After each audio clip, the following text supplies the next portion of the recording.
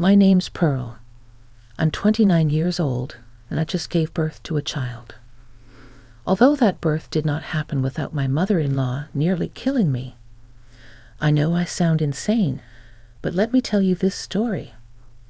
Let me begin by telling you a little more about my husband, Adrian. Adrian and I met in college and started dating pretty much as soon as we met each other. It was love at first sight, and I just knew that he was going to be my forever. We had an amazing connection, and really nobody got me the way that he did. After we graduated, we moved in together.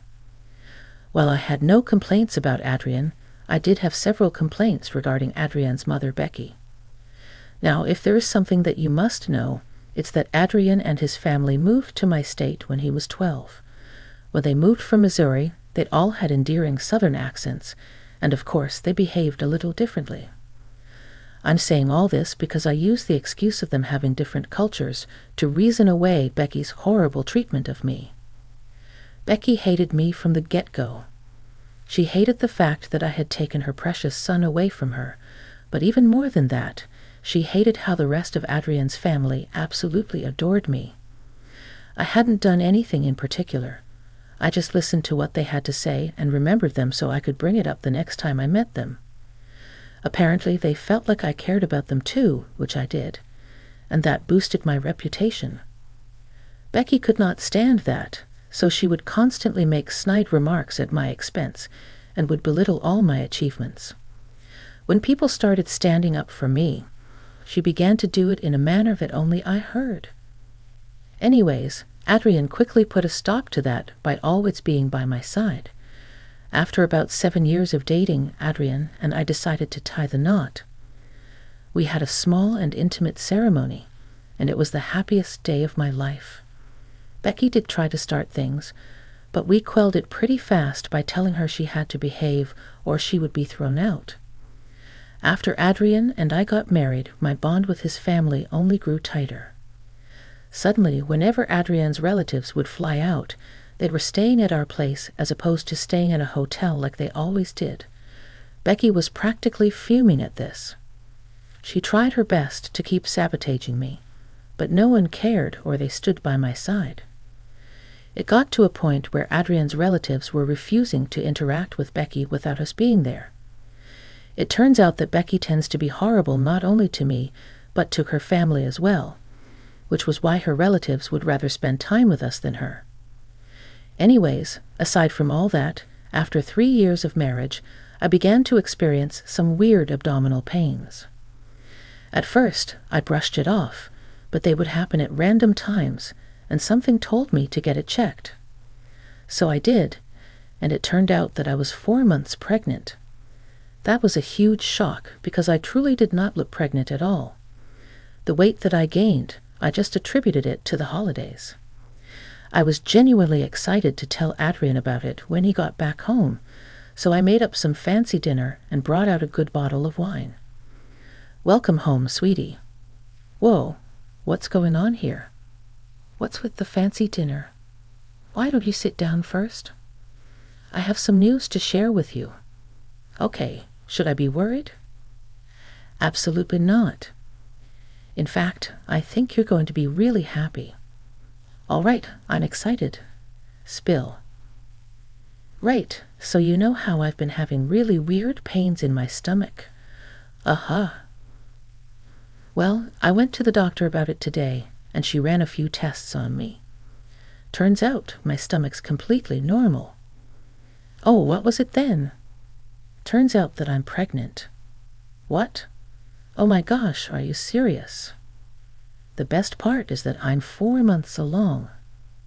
"What? How is that even possible?" "Turns out that I have what's called a hidden pregnancy. And on top of that, I haven't had any other symptoms. I had relatively short periods, but I didn't think that was abnormal. The pains I was feeling were just kicks. Oh my God, this is big news.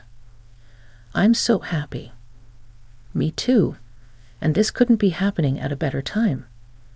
We're finally doing well financially, and I was going to ask you if we could start trying.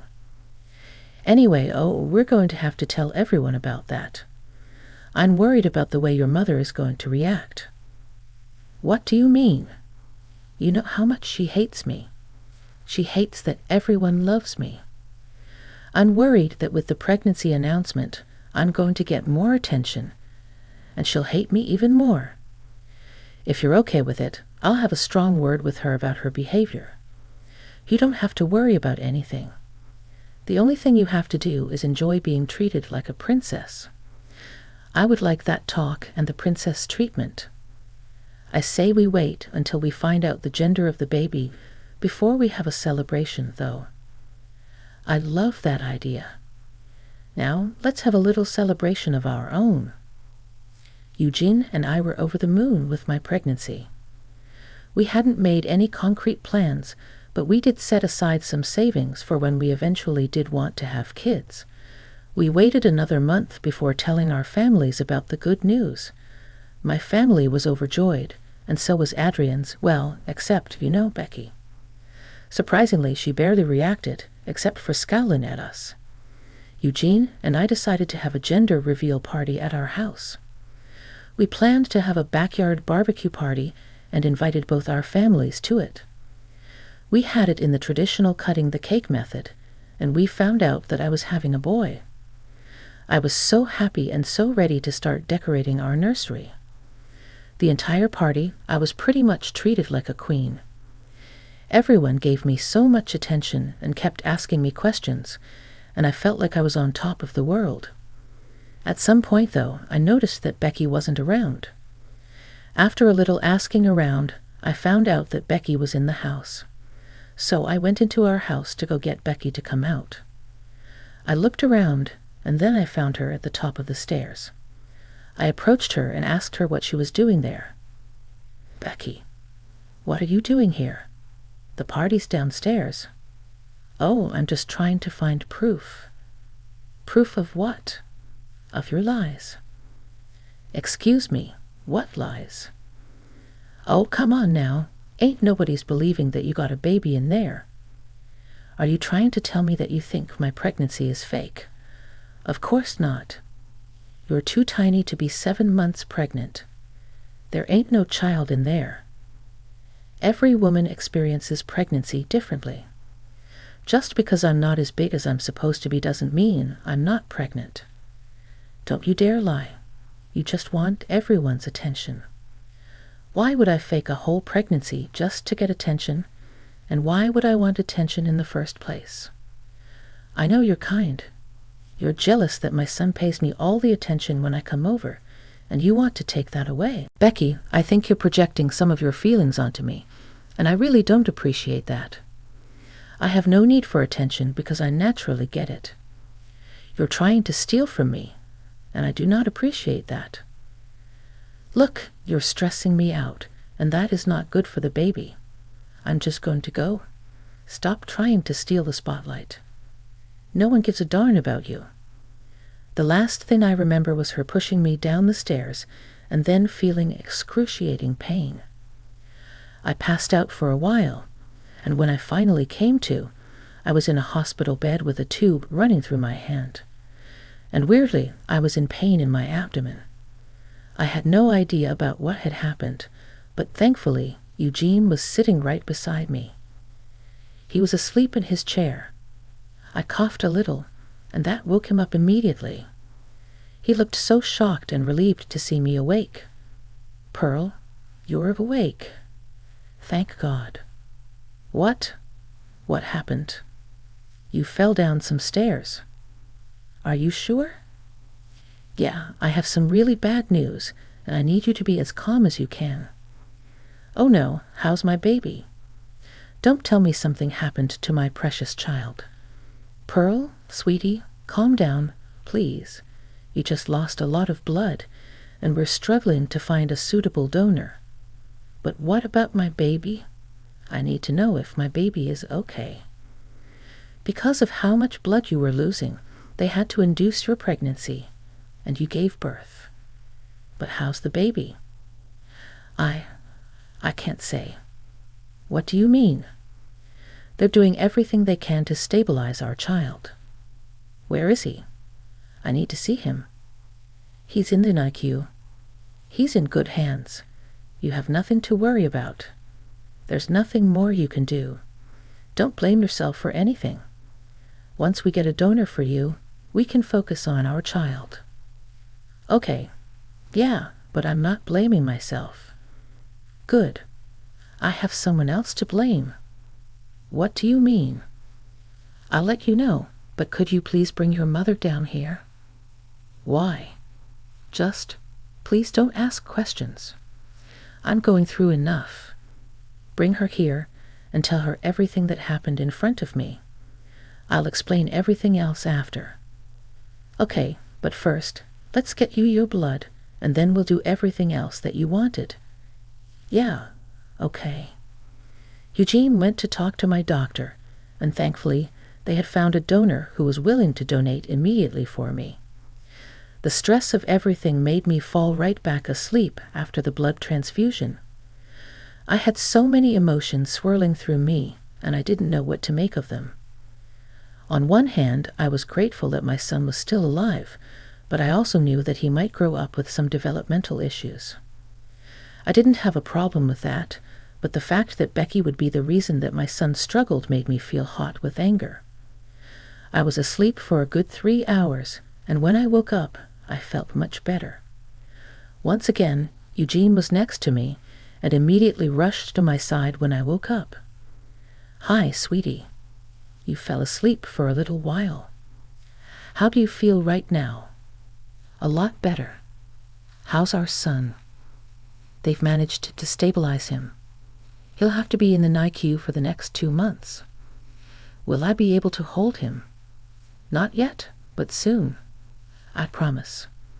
Until then, we will definitely get to see him. I saw him, and he looks adorable. All right, I'm glad that everything's okay. But you wanted to see my mom, right? Oh, yeah. Is she here? She's waiting outside. Shall I bring her in? Yeah. Hi, Pearl. How are you? Not doing so good. Eugene, did you update her on what happened? No, he didn't tell me anything. He just asked me to rush here. Eugene, could you tell her what happened? Since I got here, well, Mom, after you came running to us about Pearl slipping down the stairs, she ended up bleeding a lot. She had to get induced so she could give birth to the baby. Thankfully, the doctors and nurses managed to stabilize our son. He's just going to be in the NICU for a while now. Oh, you gave birth, Pearl. Congratulations. Don't even. Do you have something to say to me and Eugene? What are you talking about, sweetie? You said Becky came running to you after I slipped, right? Yes, and I'm so grateful, but at least she saw it because none of us heard you fall. Great. Now, Becky, should I be the one to tell him, or will you do it yourself? What is she talking about, Mom? Oh, I don't know. She just gave birth. She's probably just making things up. She's probably suffering from mommy brain. Lord knows I had a bad case of it after I gave birth to you. Do not even try to make this into something as arbitrary as that. Eugene, your mother pushed me down the stairs. What? You remember how I went to check on Becky after she had been gone inside the house for a really long time? Yeah, turns out she was in the house for so long because she wanted to find proof of me faking my pregnancy. Why on earth would you be faking your pregnancy? Apparently, she thought that I was stealing her spotlight. I didn't say that. Those were literally the last words you told me before you pushed me down the stairs. Mom, is this true? Fine. I will admit that I was a little jealous of her, but you have to believe me when I say that I didn't think she was actually pregnant. So you willingly endangered the life of my wife and my child because you didn't think something was true. Oh, come on, honey. She didn't even look that pregnant. How was I supposed to know? You can't just push people down the stairs. What if Poe hit her head hard enough to cause permanent damage? What would you have done, huh? I don't know. I'm so sorry. You know what? I don't want you here. I will talk to you after I figure out what is going on in my mind." Becky tried to stay for longer, but Eugene was having none of it. All that I was feeling when I looked at her was blinding rage. How could she do something like that to me and my baby? How could she even try to justify her actions? Eugene had Becky escorted out of our room and had her barred from visiting me or the baby. Eugene would not stop apologizing for his mother after that, but I told him he had no reason to apologize. He did nothing wrong, and in fact did the right thing by cutting her out for now. It took a few days, and then I was discharged. The next 2 months, I got a lot of calls from family checking in on me and making sure that I and the baby were doing okay. Aside from that, Eugene and I also spent a lot of our time going back and forth from the hospital just to see that my son was doing well. It was a very stressful time, but thankfully, our families were very supportive and helpful in every way. Becky also did try to reach out to us, but we didn't care to respond to her. We wanted nothing to do with her, and we were going to show her as much. She did not take that lightly, so we had to block her.